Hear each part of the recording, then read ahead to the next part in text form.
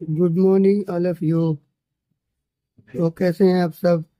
उम्मीद करता हूँ कि आप लोग बहुत बढ़िया होंगे और पढ़ाई भी आपकी बहुत अच्छे तरीके से चल रही होगी एग्ज़ाम के अकॉर्डिंग। तो कल की क्लास के लिए मैं ज़रा थोड़ा काम से चला गया था, इसलिए नहीं हो पाई थी। आज की क्लास कंटिन्यू होगी अब आज से, ठीक है। तो आज हम लोग देखेंगे चोल के लिए, जैसा कि बताया था मैंने परसों के दिन।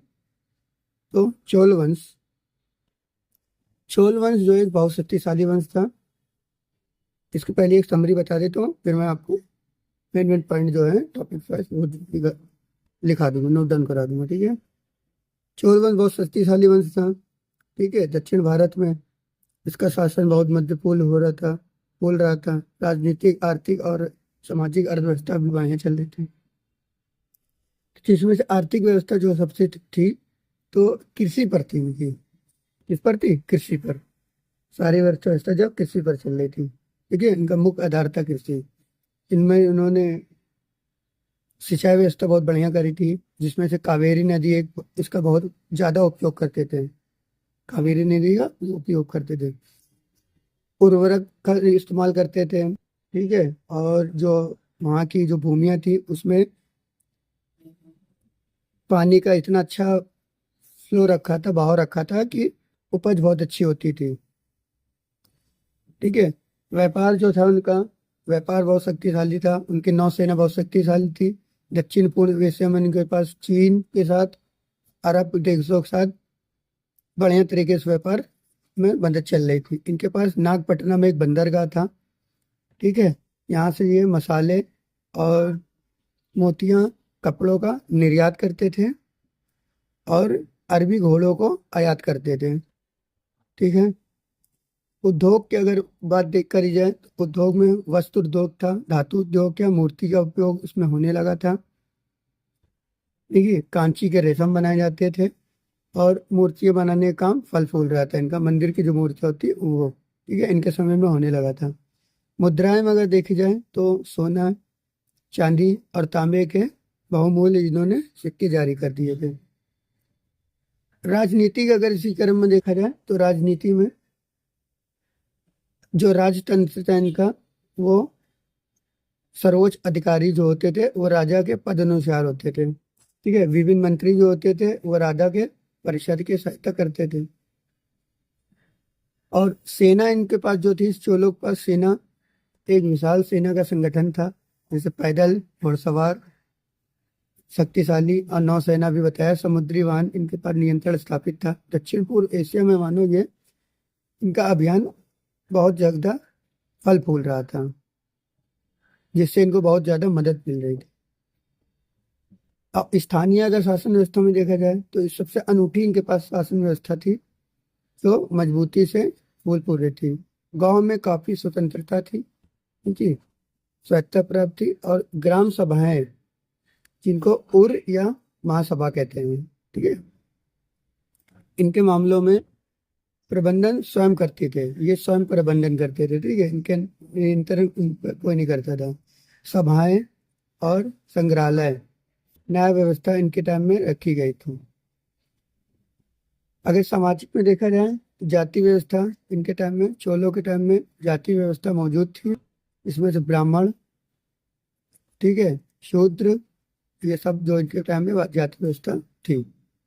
स्त्रियों की स्थिति अगर इनके टाइम में देखी जाए तो महिलाओं को प्रशासन में भूमिका मिलती थी, लेकिन सती प्रथा और देवदासी प्रथा जैसी जो कुरीतियां इनके टाइम में थी।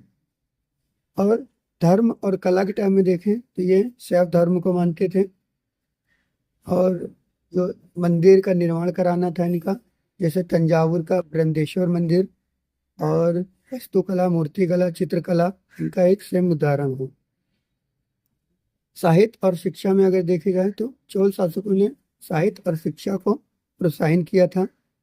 इसे काल में कंब रामायण जैसे महत्वपूर्ण ग्रंथों की रचना करवाई इन्होंने। मठों को माध्यम से शिक्षा का आदान प्रदान किया, ठीक है। तो ये एक मोटा मोटा आपको समरी आपके दिमाग में बन गई होगी कि चोल साम्राज्य कैसा था, ठीक है। अब फैक्ट वगैरह देख लेते हैं, फैक्ट क्या थे।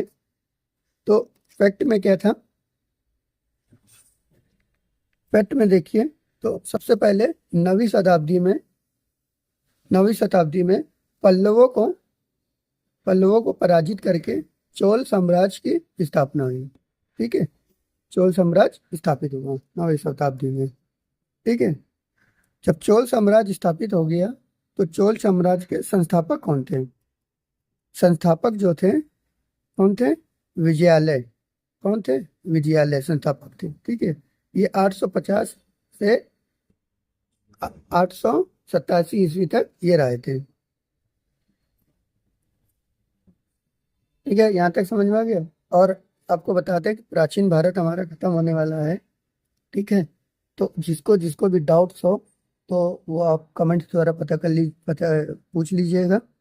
ठीक है, क्योंकि एक शिक्षक के तौर पे एक हम लोग को प्रोत्साहन मिल जाता है।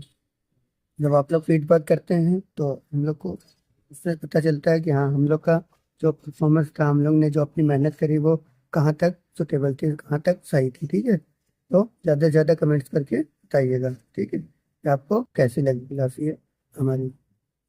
तो हम लोग ने देखा ये 850 से 887 ईस्वी तक ये रहे थे कौन? विजयालय। विजयालय की जो राजधानी विजयालय ने रखी वो तंजाए रखी। ठीक है, तंजाए कह लीजिए, तंजावुर या तंजावर कह लीजिए, जो भी कह लीजिए, ये सारे नाम इसके हैं। ठीक है, और इसने जो उपाधि अपनी धारण की, नर केसरी उपाधि कौन सी धारण की? नर केसरी उपाधि धारण की इन्होंने। ठीक है, विजयालय ने निशु भूसदिनी इसी भूसदिनी जो मंदिर का है इन्होंने निर्माण करवाया। ठीक है, किसने? विजयालय ने। विजयालय के बाद आदित्य प्रथम आए।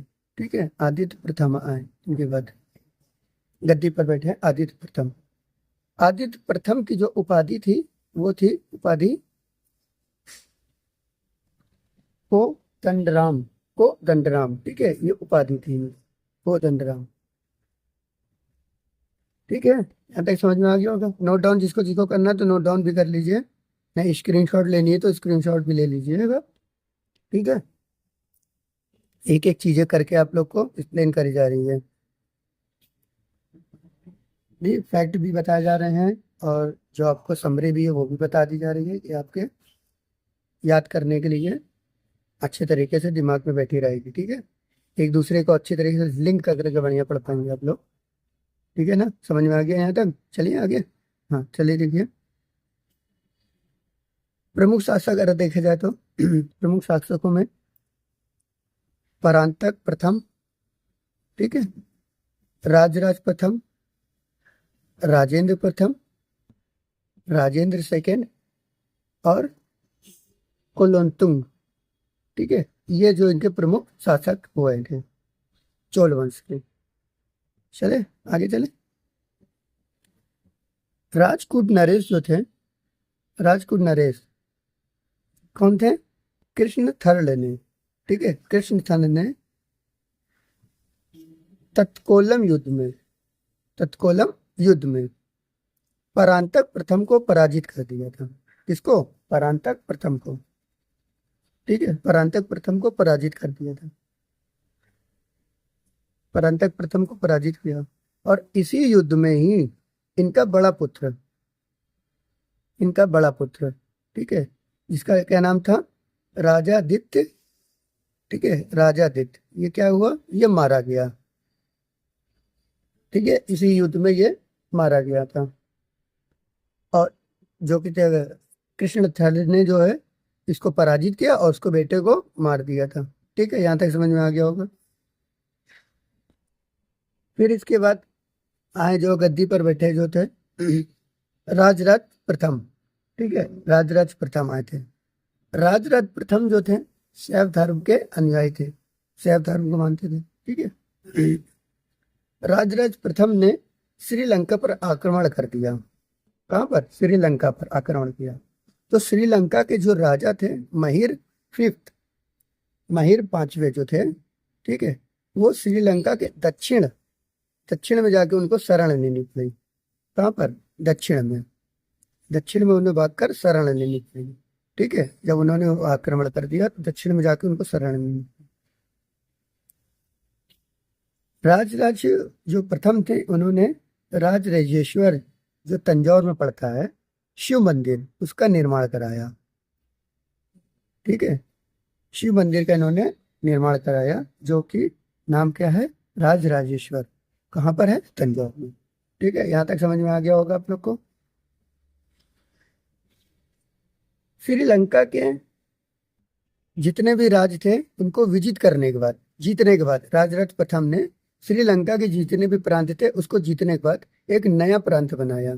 नया प्रांत, उसका नाम क्या था, मुमुंडी चोल मंडलम। मुमुंडी चोल मंडलम, ये उन्होंने एक नया प्रांत बना दिया। ठीक है, और इसकी राजधानी क्या रखी, राजधानी रखी पोलन, पोलन रुवा, पोलन रुवा। ठीक है, दक्षिण भारत में ऐसे ही नाम होते हैं।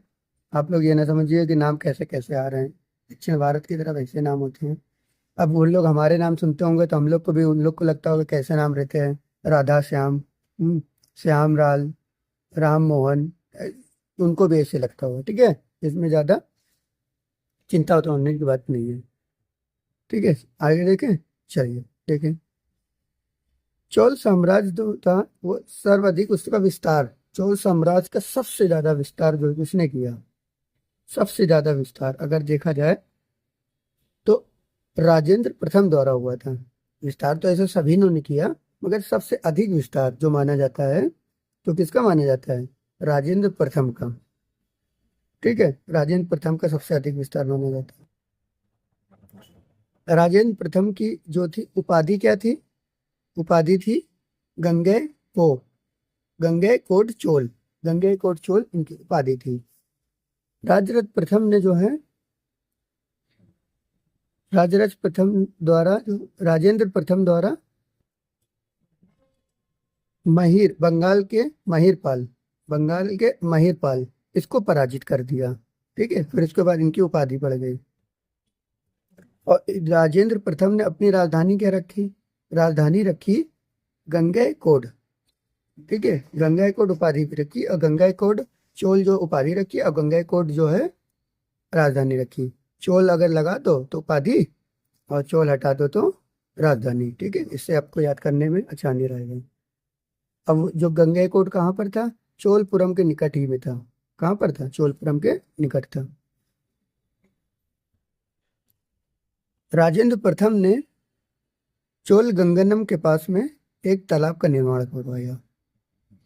ठीक है, कहाँ पर, चोल गंगनम के पास में। ठीक है, नोट डाउन कर लीजिए, नहीं स्क्रीनशॉट ले लीजिए जल्दी से। ठीक है, चले आगे। ठीक है, देख लिया, हो गया, चले आगे। हाँ ठीक है। अब चोल काल में जो भूमि के प्रकार थे वो जो देख लेते हैं, भूमि के प्रकार क्या क्या थे। ठीक है, भूमि के प्रकार जैसे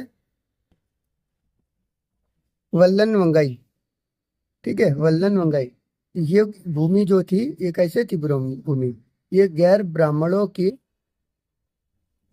जो गैर ब्राह्मण थे, किसान स्वामी थे, उनकी भूमि थी। ठीक है, जो ब्राह्मण जो किसान नहीं थे उनके लिए भूमि थी। ठीक है, ग्राम बृहदय, ये भूमि कैसी थी, ब्राह्मणों को ये उपहार में दी जाती थी। किसमें, उपहार में। ठीक है, तो उनको उपहार में दी जाती थी। ठीक है ना, समझ में आ गया होगा। साला भोग, साला भोग जो भूमि थी ये किसको कहते थे, ये किसी विद्यालय, ठीक है, विद्यालय में रख रखाव के लिए भूमि दी जाती थी। ठीक है, विद्यालय के लिए रख रखाव के लिए, विद्यालय खोलना है, उसके लिए कुछ कार्य करना है तो उसके लिए ये भूमि दान में दी जाती थी। ठीक है, देवदान, देवदान या फिर तिरुरंगिकनम। ठीक है, तिरुरंगनम इक्कनम। ठीक है, ये भूमि किस लिए दी जाती थी, ये मंदिरों को उपहार में दी जाती थी। ठीक है, किसको, मंदिरों को, मंदिरों को उपहार में, मंदिर बनवाना है, निर्माण कराना है, कुछ कराना है तो उसके लिए भूमि को उपहार में दे दी जाती है। ठीक है। पल्ली चंदनम, पल्ली चंदनम ये भूमि किसको दी जाती थी? जैन संस्थाओं को दान में दी जाती थी। ठीक है, जैन लोगों को अगर अपने कुछ बनवाना है उनके लिए, ठीक है, जैन लोगों के लिए ये दान में दे दी जाती थी। ठीक है, तो ये भूमि के प्रकार हम लोग ने देख लिए। ठीक है, कल अगर कुछ फैक्ट बच्चे होंगे चोल के तो वो देख लेंगे। ठीक है, नहीं तो फिर आगे जैसे कि क्या बोलते हैं उसको, वो क्या, दो छोटे छोटे दो तीन बचे हैं।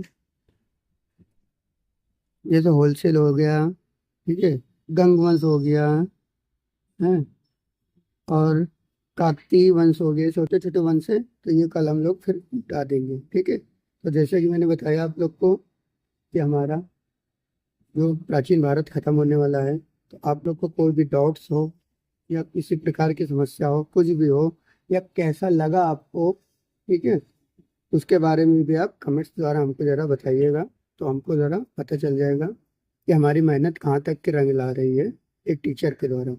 ठीक है, तो चलिए फिर कल की क्लास में मुलाकात होगी। आज के लिए बस इतना ही। जय हिंद।